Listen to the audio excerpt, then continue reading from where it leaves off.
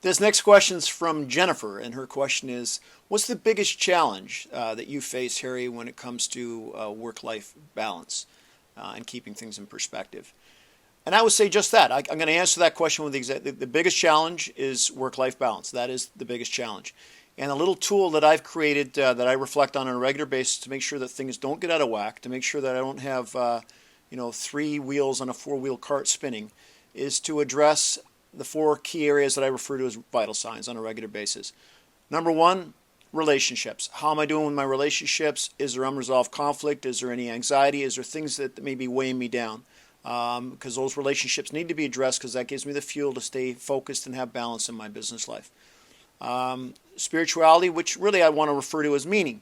Why are you doing what you're doing? What is it all about? What's the end game for you? I mean, life has to have some type of meaning associated with it. It just can't be transactions and accumulation.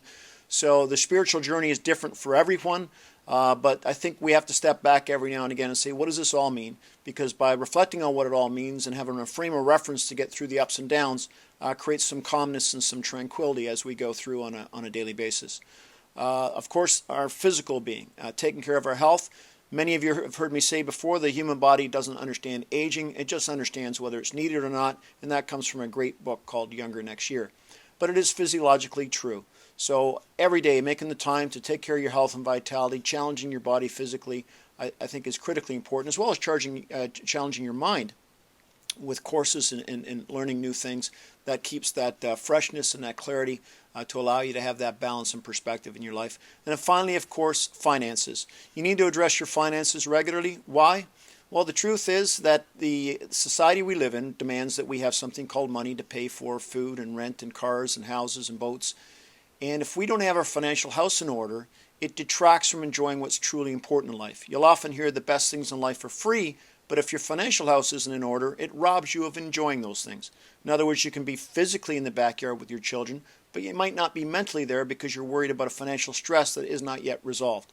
So it's critically important that you have balance in your finances, a strategy, a plan, and that you're building net worth by socking away money for yourself. You can't have a portfolio, a financial strategy that's all about consuming. There's got to be an allocation towards building net worth, things that go up in value, not things that constantly dissipate or go down in value.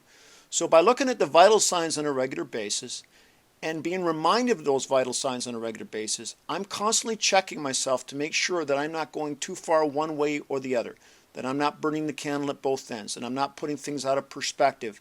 It gives me some sanity, frankly, in my daily life. So every now and again I step back, I look at the vital signs, and then I make the adjustments. Look, we're human.